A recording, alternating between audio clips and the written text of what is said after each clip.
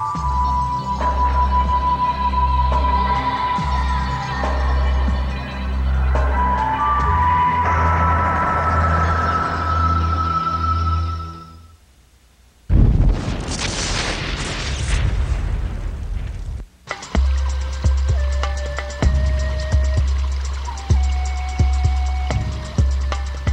Olho de Horus.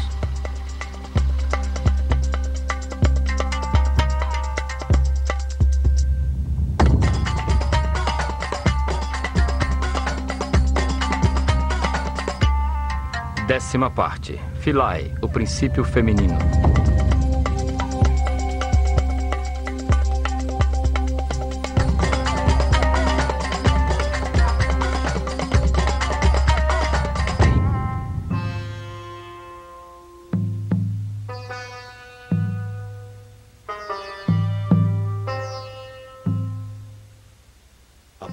Aproveitando a extensão da ilha de Philae, dedicada desde tempos remotos ao culto de Ísis, a força feminina geradora da espiritualidade na consciência do homem, veremos como a mulher ocupava um lugar privilegiado na hierarquizada sociedade egípcia.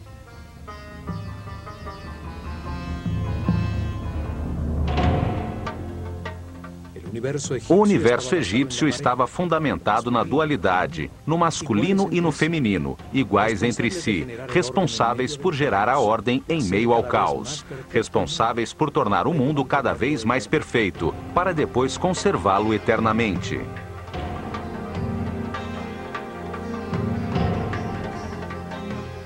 Os sacerdotes do Olho de Horus ensinaram a seu povo que o Deus único, o que está em todas as partes, tem uma parte masculina, a sabedoria com a informação absoluta, e uma parte feminina, a substância homogênea com o amor infinito.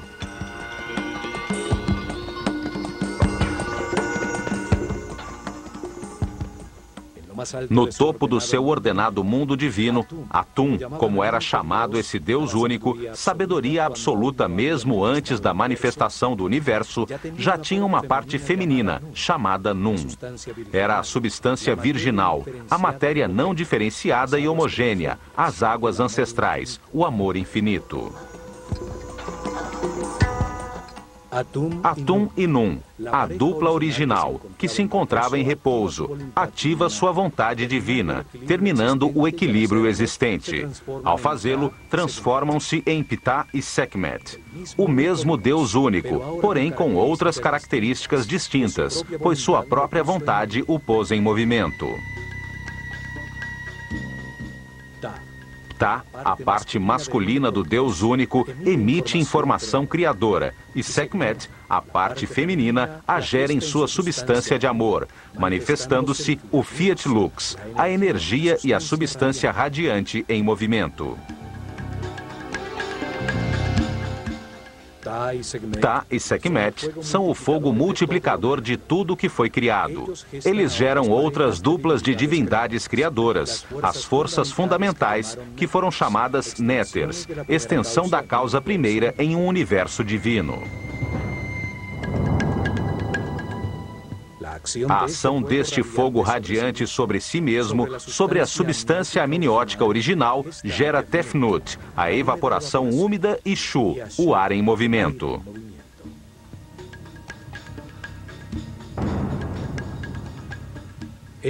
Esta dupla divindade, Tefnut e Shu, o vapor e o ar em movimento, ajudam a modificar o espírito original, tornando-o denso, fazendo com que se materialize ao ser acionado e gere uma nova dupla. Geb, a terra, e Nut, o céu.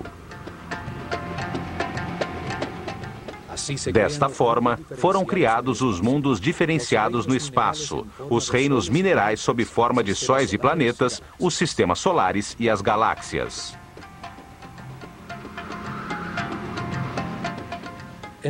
Neste mundo divino, nascem outras duas duplas, Osíris e Ísis, Set e Néftis. Estas duas duplas de forças fundamentais em oposição se encarregam do processo evolutivo de todas as formas materiais no universo para transformá-las novamente em espírito. Assim, Pela ação das divindades criadoras, a matéria original se transforma. Diversas combinações matemáticas produzem diferentes estruturas vibratórias, fazendo surgir nos planetas o reino vegetal, estacionário, e o reino animal, em movimento.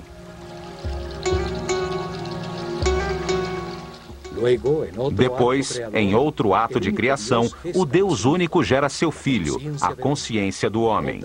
Outra dupla, desta vez humana, formada por um homem e uma mulher, e com capacidade de multiplicar-se.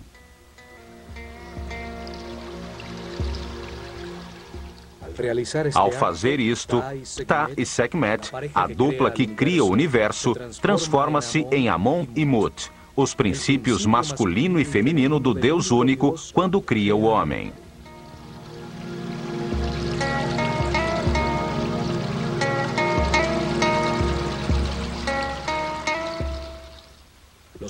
Foram feitos à sua imagem e semelhança, com a capacidade de criar em sua mente, de modelar e construir. Têm livre-arbítrio, para que ao compreender os resultados de suas decisões, se tornem sábios, num processo evolutivo que leva muitas vidas.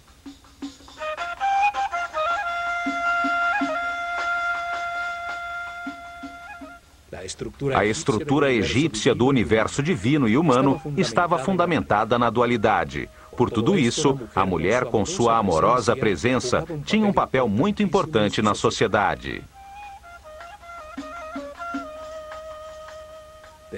Desde a rainha do Egito que gera o faraó, às sacerdotisas dedicadas ao culto de Ísis e Hathor, e até a mais humilde mãe do mais simples trabalhador, eram respeitadas e consideradas iguais aos homens.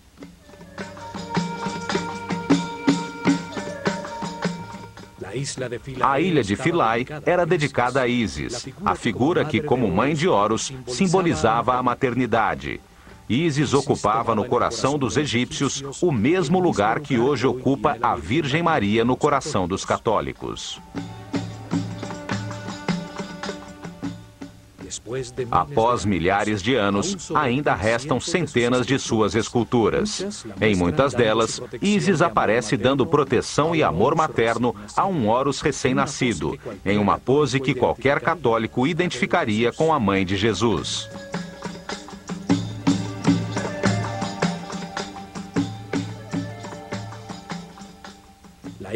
A ilha recebia as iniciadas e sacerdotisas dedicadas ao seu culto em uma sociedade igualitária. Centenas de mulheres chamadas Henmuet Neter eram responsáveis pelo treinamento musical, cantos, bailes e pelo toque do sistro durante os rituais em todos os templos do Egito.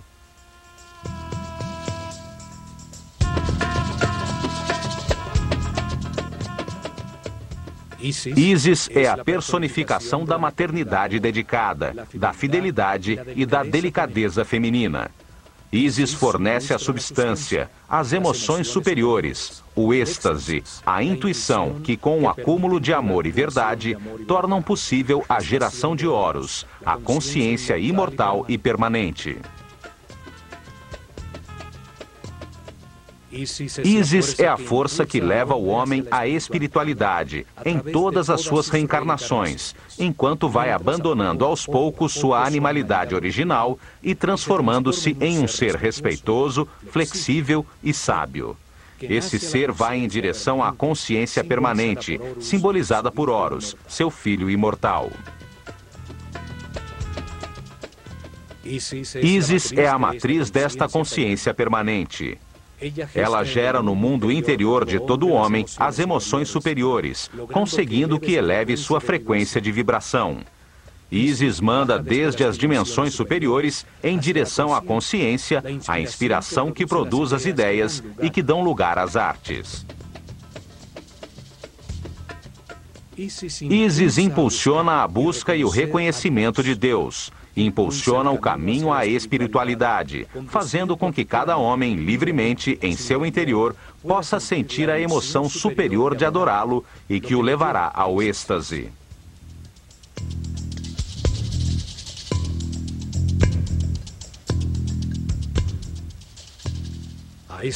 A esta força maternal do universo foi dedicada a ilha de Philae, uma ilha granítica no centro do Nilo, situada imediatamente após a primeira catarata, ao norte da Núbia, na fronteira entre o reino egípcio e o reino cuxita.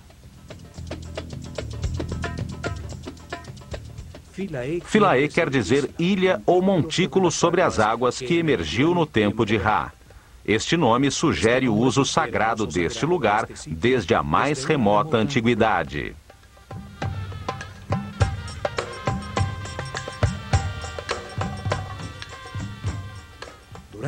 Durante milhares de anos, os belos templos ali localizados serviram como ponto de divulgação da cultura, da religião e da arte egípcia em direção à Núbia e ao Sudão.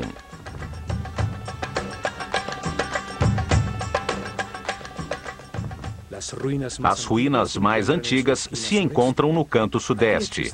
Ali existia um pequeno templo núbio, orientado para a estrela Canopus e dedicado a uma divindade chamada Mandulis. O templo foi destruído em alguma das antigas guerras entre egípcios e núbios. Ao lado de suas ruínas, os núbios construíram outro templo, dedicado a Arenznufis. Esse é o nome que deram a Osíris, o companheiro de Ísis.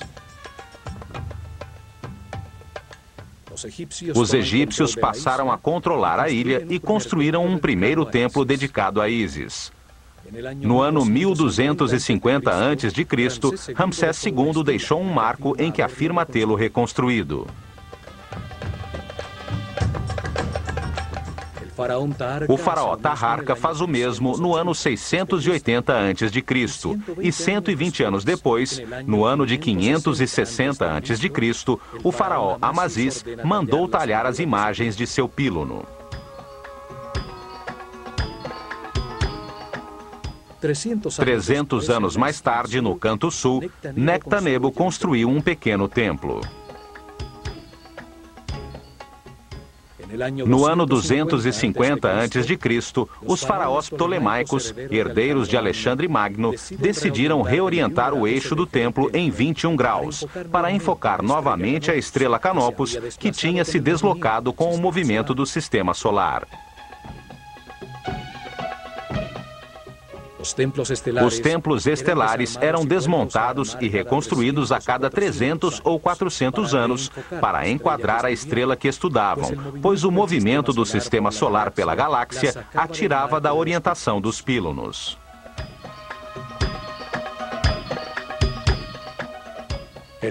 O templo deveria ser inteiramente desmontado para adequar-se ao novo eixo. Mas nestes tempos finais, os ptolomeus estavam mais interessados na Grécia e Macedônia, por suas rivalidades com os outros reis helênicos com quem Alexandre Magno dividiu seu império.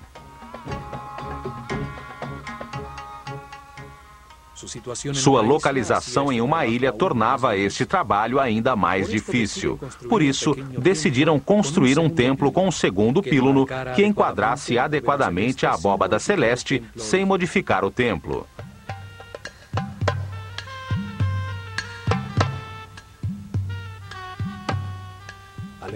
Alexandria tinha se tornado a capital do Egito e o grego seu idioma oficial. No ano 31 a.C., Cleópatra VII foi derrotada na Batalha de Actium. Com seu suicídio, o Egito caiu nas mãos de Otávio, que se converteu em Augusto, o primeiro imperador romano. Os imperadores romanos construíram outros templos em Philae. Trajano começou a construção de um pequeno templo que nunca foi terminado.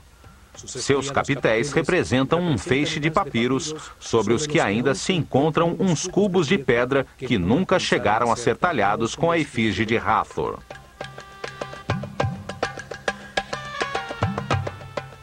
Philae foi um dos últimos lugares em todo o Egito onde permaneceram sacerdotes dedicados ao culto antigo. Ali surgiram seitas gnósticas que mais tarde, com o nome de Rosa-Cruzes, maçons e Illuminatis, manteriam em segredo os conhecimentos egípcios.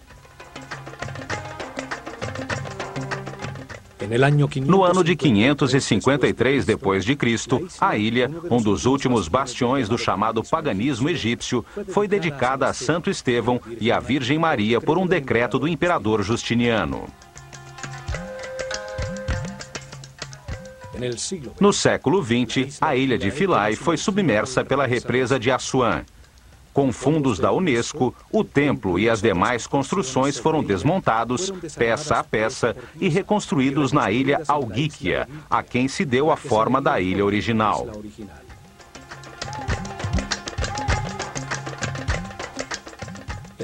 O templo foi orientado da mesma forma que o original. Norman Lockyer registrou o eixo do templo original aos 76 graus e meio sudoeste, com o intuito de focalizar os movimentos da estrela Canopus sobre o Polo Sul. Esta é a mesma estrela a qual estava orientado o templo de Edfu.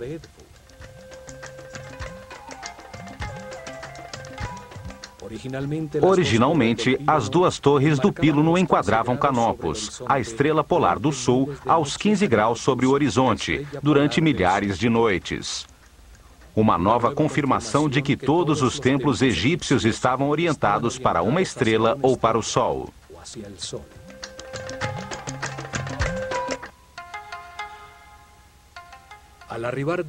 Do Nilo, já se vê a imponente construção, com os dois pílunos que formam o grande pátio interno e a extensa colunata que forma um pátio que termina em frente ao pequeno templo de Nectanebo.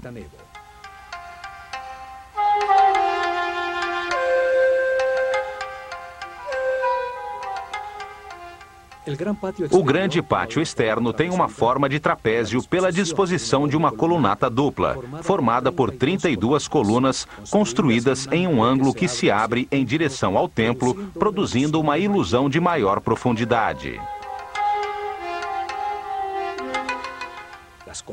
As colunas e um extenso muro que tem a distâncias regulares, uma série de janelas que se abrem para o Nilo, formam um imenso corredor. Todas as colunas são diferentes, como um conjunto de papiros. Seus capitéis floreados, de cores vivas, tinham diferentes formas.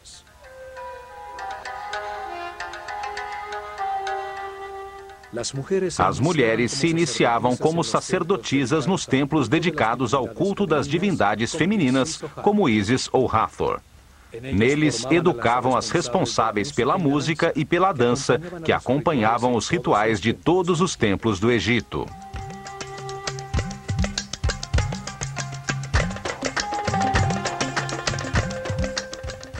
As mulheres dedicadas à música, chamadas de Shemayet, podiam também servir às divindades masculinas e também transformar-se em escribas. Mas era a mulher a encarregada de tocar o sistro, cujo som acalmava as divindades e permitia que a mente do homem descansasse.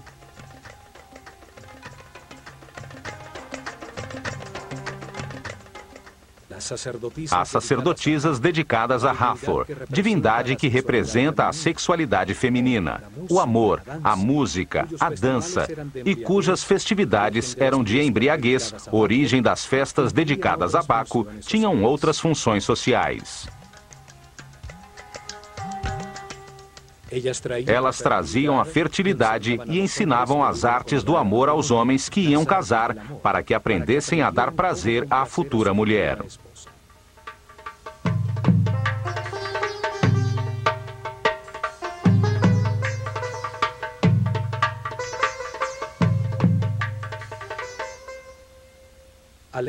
A leste, sobre a colunata do grande pátio, encontra-se um pequeno templo dedicado a Imhotep, o sumo sacerdote que construiu a pirâmide escalonada de Saqqara e deixou os planos e desenhos dos templos de Dendera e Edfu.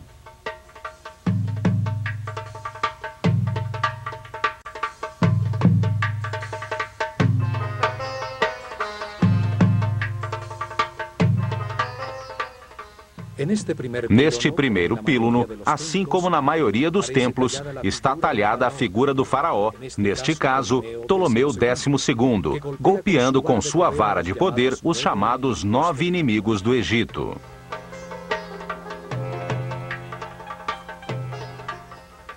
Era uma espécie de superstição gráfica simbólica que mantinha afastadas as forças do caos e proclamava a vontade do faraó, mediador entre o homem e a divindade, de manter a ordem no Egito e em todo o cosmo. O confronto entre a ordem e o caos é uma mostra da maneira dual como os egípcios encaravam o universo. Assim também o país tem duas regiões, o grande vale do Nilo, chamado de Alto Egito, e o delta em que se abre quando chega ao Mediterrâneo, chamado de Baixo Egito.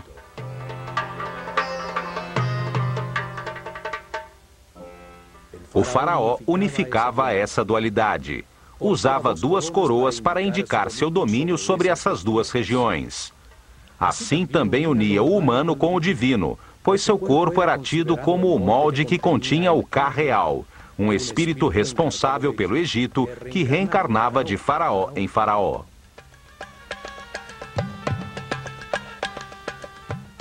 Por isso, o faraó, o mais importante de todos os egípcios vivos, representava o nível de consciência alcançado pelo povo durante seu reinado. Era como um Deus menor, ao ser sempre a reencarnação do espírito designado por Deus para manter o Egito organizado.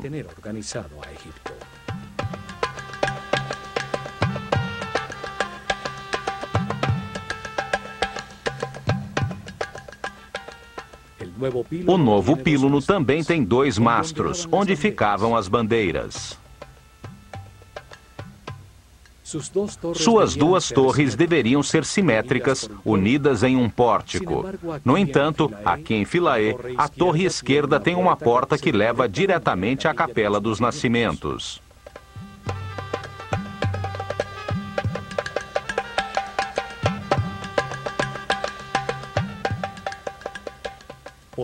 Posteriormente, no período da Iluminação Romana, um pórtico foi anexado ao primeiro píluno.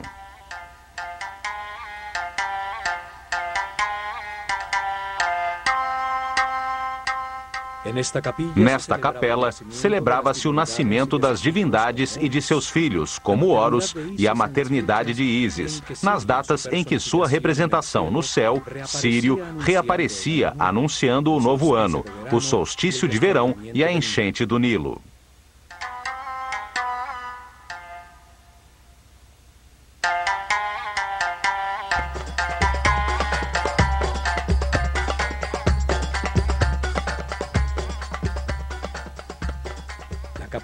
A Capela dos Nascimentos, com suas colunas atóricas, substituiu o templo principal como observatório astronômico, antes dos romanos construírem as colunatas que dão forma ao pátio trapezoidal.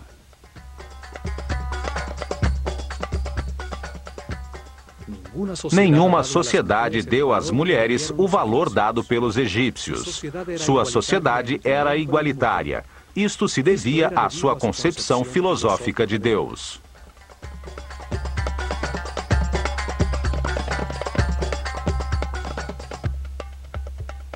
Em ações legais.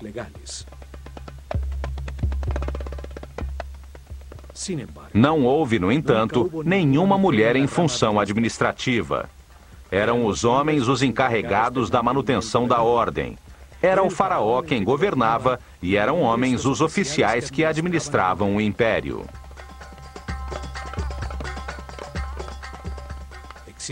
Existe uma lenda que afirma que o direito ao trono era transmitido através da linha feminina, que era a princesa real, a herdeira legal do trono. O homem por ela escolhido como marido se convertia no faraó reinante.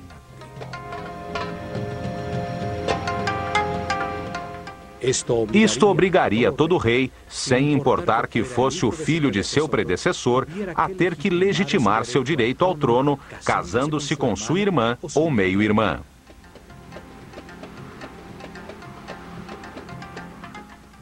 No entanto, não existe uma linha direta de herdeiras que confirme esta lenda. Sabe-se que os faraós eram polígamos e que as esposas principais de Tutmoses III, Amenhotep II e Amenhotep III, não eram de família real. Na realidade, os faraós do Egito que se casaram com irmãs ou meio-irmãs o fizeram com o intuito de imitar as divindades que, como Ísis e Osíris, ou Sete e Néftis, eram irmãos e ao mesmo tempo cônjuges.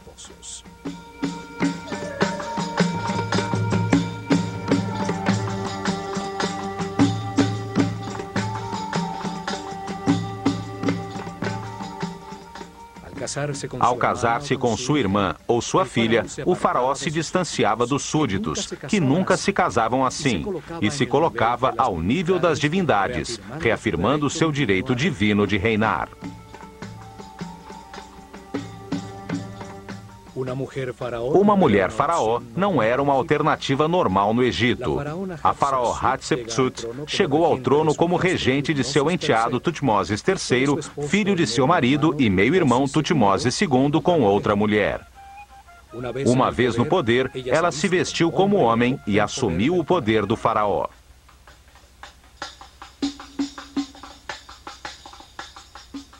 Após seu reinado, sua imagem como faraó foi sistematicamente apagada dos registros para eliminar da memória uma mulher que se apoderou do trono de forma imprópria.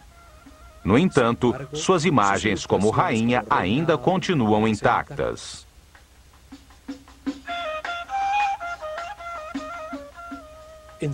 Em apenas 4 ocasiões, durante os 300 reinados, as mulheres se transformaram em faraós do Egito, por razões extraordinárias e como último recurso de suas famílias para tentar manter a ordem.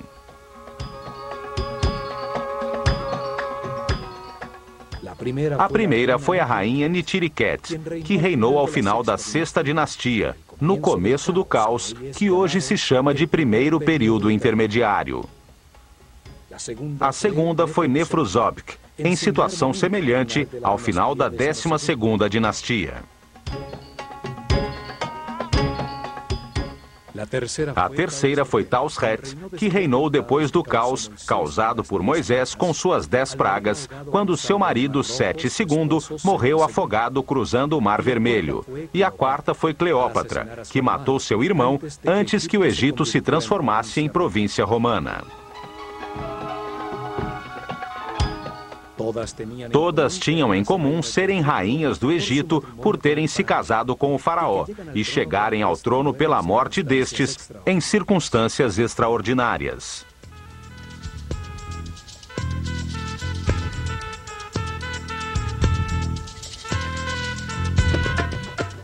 Os sacerdotes podiam se casar, mas só lhes era permitido uma mulher. Os demais homens, incluindo o faraó, podiam ter quantas quisessem, ainda que a maioria optasse por apenas uma.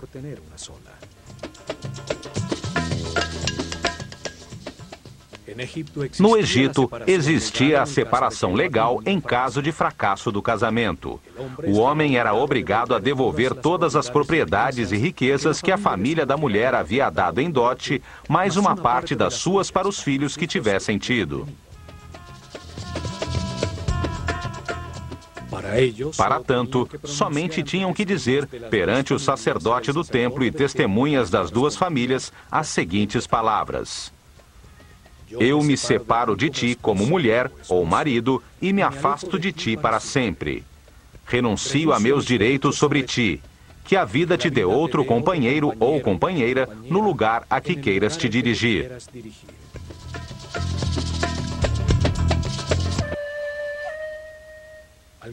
Cruzando o novo píluno, chega-se ao antigo pátio das galerias, agora rodeado pela fachada original do templo, o corredor direito com suas 10 colunas e, ao lado esquerdo, a nova capela dos nascimentos.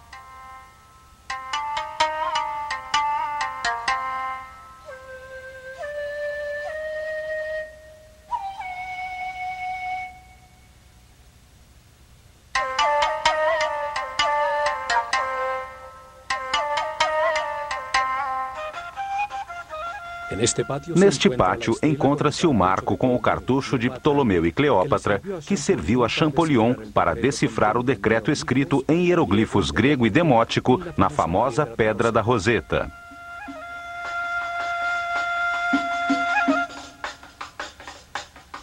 O decreto obrigava a render-se culto à pessoa do faraó. Como isto é interessante para entender os templos dos Ptolomeus, quando este templo foi restaurado, vamos dar um resumo a seguir.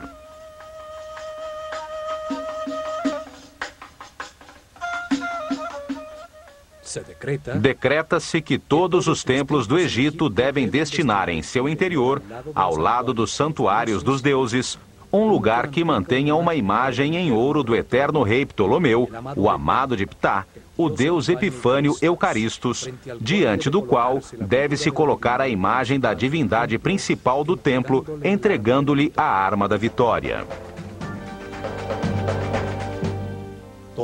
Tudo deve ser feito com o estilo egípcio, e os sacerdotes, com suas vestimentas sagradas, devem prestar adoração 3 vezes por dia, realizar todos os rituais em sua honra e, nas festividades egípcias, carregá-lo nas procissões, como fazem com os outros deuses.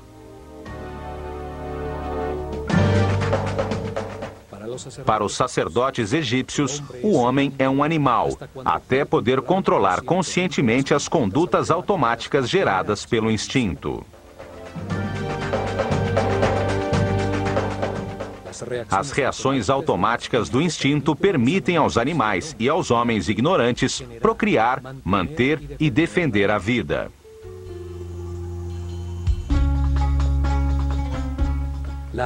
A atração pelo sexo oposto impulsiona a geração da vida. Os desejos são um mecanismo da natureza que indica uma carência a ser suprida para manter a vida. O medo impulsiona a fugir ou a agredir em defesa da vida.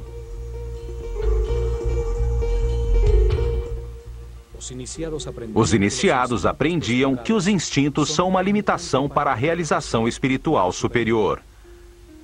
A escola de mistérios tinha templos especializados em gerar consciência e dar o treinamento necessário para a conscientização sobre tais condutas.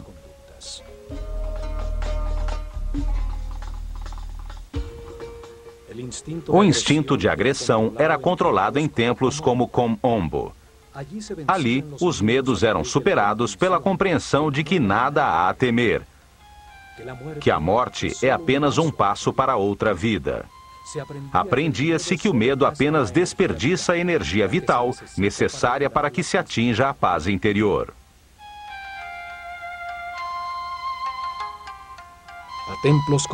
A templos como o de Philae, dedicados a divindades femininas, iam os iniciados nos primeiros níveis, para serem guiados pelas sacerdotisas do templo, de forma a tomar consciência dos desejos gerados por seu instinto de atração. O desejo permite ao homem reconhecer uma necessidade ou uma atração. Produzem uma reação de agrado ou de rejeição nos centros emocionais, que, por sua vez, conectam os sentimentos na mente. Mas tais sentimentos são polarizados. Podem ser de alegria ou tristeza. Podem produzir satisfação ou insatisfação. Por isso é tão importante compreender como são formados para podermos então controlar os de características negativas. Os sentimentos negativos geram apatia, esgotam a energia vital e escravizam o homem às baixas frequências de vibração. Os egípcios acreditavam que o caminho evolutivo começa com o controle dos centros inferiores, quando essas condutas automáticas se tornam conscientes. A forma egípcia para transcender as emoções, a lascívia e os desejos sexuais era reconhecê-los e experimentá-los. Uma pessoa inexperiente e ingênua se descontrola facilmente, é vulnerável a situações que desconhece e pode facilmente cair em depressão. Por isso, a primeira parte do treinamento dos sacerdotes, homens ou mulheres, os levava a reconhecer seus desejos.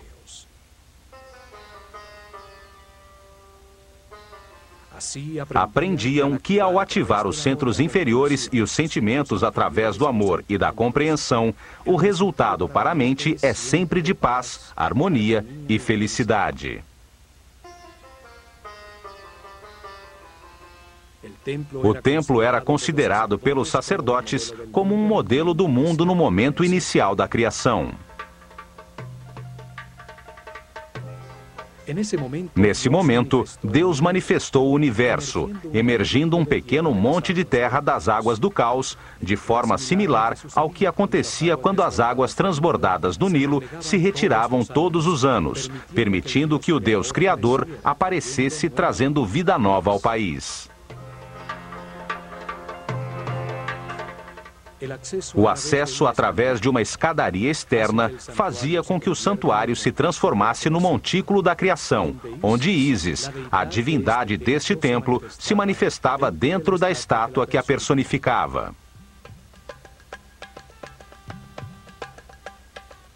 Ao subir ao seu interior, chega-se a um pequeno pátio cercado por colunas, localizado no centro do chamado Salão da Vida, um salão suspenso com elevadas colunas.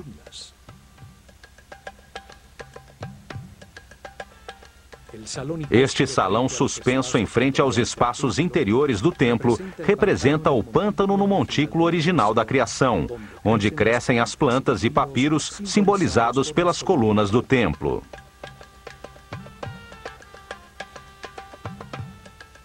O espaço aberto central servia às vezes de capela, onde as figuras simbólicas eram expostas à luz solar para renovar a energia, num ritual antiquíssimo.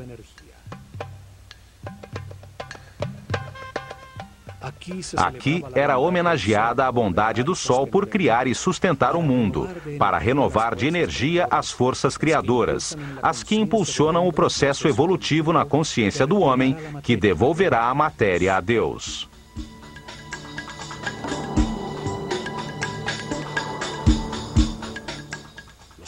Os muros deste espaço foram talhados para mostrar como o universo era entendido.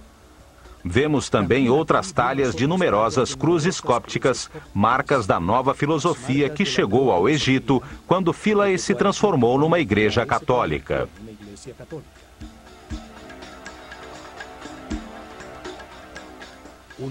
Uma nova forma de ver o mundo, que não apenas tirou o sentido da visão tradicional egípcia, mas que também a considerou aberrante e primitiva.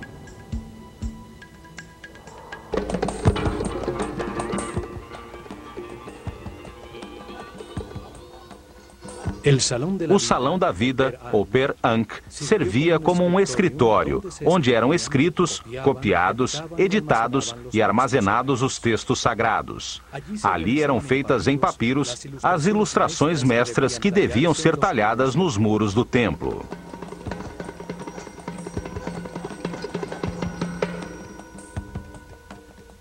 Nos salões da vida de todos os templos egípcios, também eram feitos os papiros com as cópias dos livros dos mortos, utilizadas em seus ritos funerários.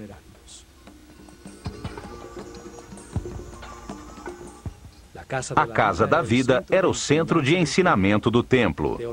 Teologia, arte, ritualismo, magia, astronomia e medicina eram aqui ensinados. A biblioteca, com os textos armazenados, serviu como modelo para a Biblioteca de Alexandria.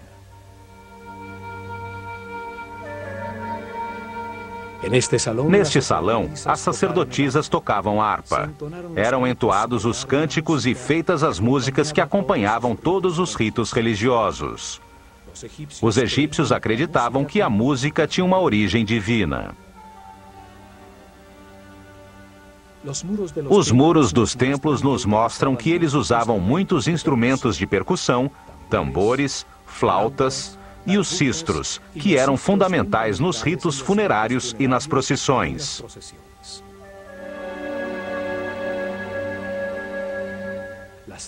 As danças, as músicas e os cantos estimulavam o Criador para que a fertilidade não fraquejasse, evitando assim que o cosmo retornasse ao caos.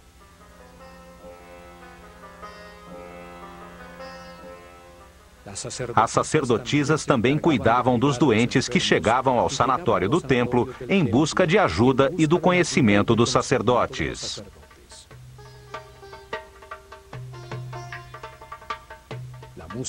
A música era usada como instrumento de cura espiritual e material, e as notas musicais eram usadas como medida entre a Terra e os planetas. Ao dançar, adorava-se a Deus, à força do amor, à felicidade, ao baile e à música.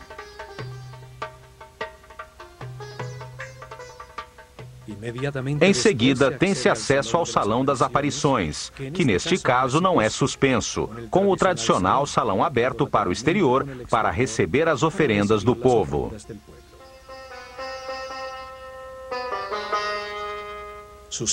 Seus muros contêm cenas que, como em todos os templos do Egito, não têm nenhum fundo. A interação do faraó com as divindades acontece fora do tempo e do espaço.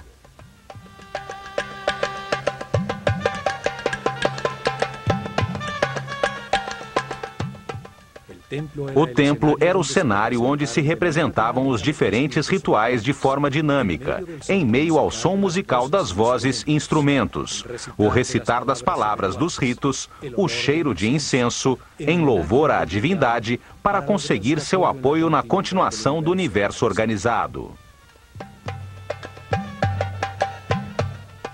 Havia liturgias diárias e uma série de festividades cíclicas, onde as figuras simbólicas recriavam os mitos em cerimônias no espaço sagrado do templo e procissões em barcas sagradas pelo Nilo em direção a outros templos.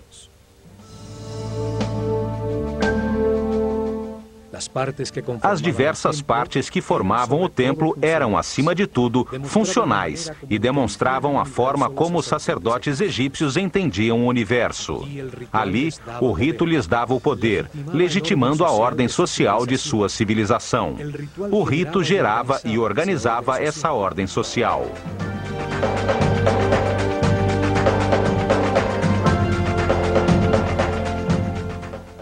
Depois, chega-se à Câmara das Oferendas. Do seu lado esquerdo ficava o Salão da Barca de Ouro, usada para levar a imagem sagrada nas procissões e festividades.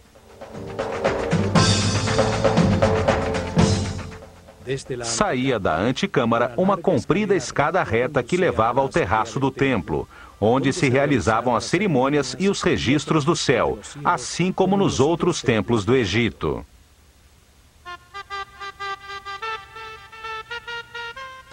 Talhados nas paredes desta antecâmara, vê-se o faraó Ptolomeu fazendo oferendas a Ísis. Tais paredes, douradas em outros tempos, pois eram forradas com lâminas de ouro, perderam quase toda a cor original.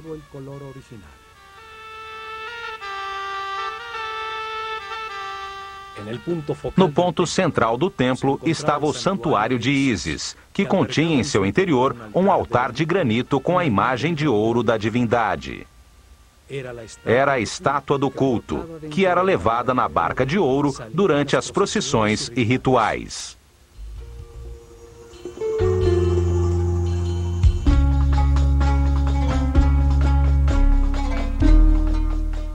Ísis, a Virgem Mãe Egípcia, que concebe Horus de forma imaculada, tem sobre a cabeça um trono, uma cadeira simbólica sobre o chakra da coroa, onde se sentará a consciência permanente de todo homem e que reinará para sempre.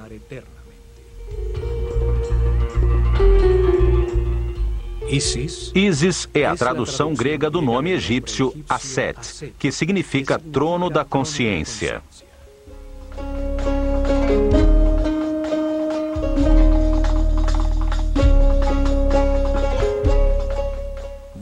É muitas vezes representada com um abutre sobre a cabeça, no qual se apoiam uns chifres de vaca sustentando um disco dourado. O abutre dedica-se tão somente às suas crias. Transforma em seu interior as substâncias em decomposição, transformando-as em alimento, em nova vida.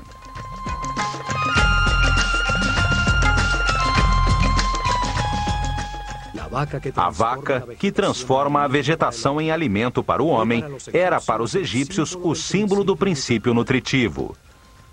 Seus chifres têm a forma da lua crescente, mãe dos ciclos, que sustenta o disco solar, fonte da vida e luz da consciência.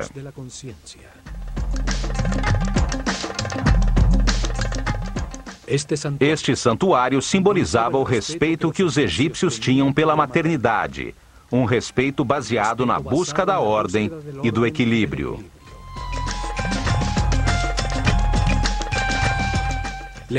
Legitimava sua visão do mundo. Este era o coração do espaço dos rituais, a casa da divindade onde o faraó ou os mais altos sacerdotes interagiam com a divindade, representando todos os homens.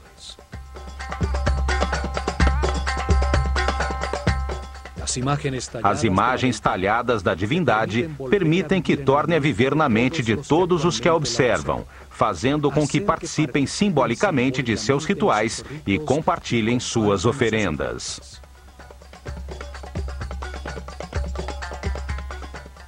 Esta é a herança que os antigos egípcios deixaram à consciência de toda a humanidade. A visão de um universo dual, um lugar onde se experimenta os contrastes polares para que se entenda a neutralidade.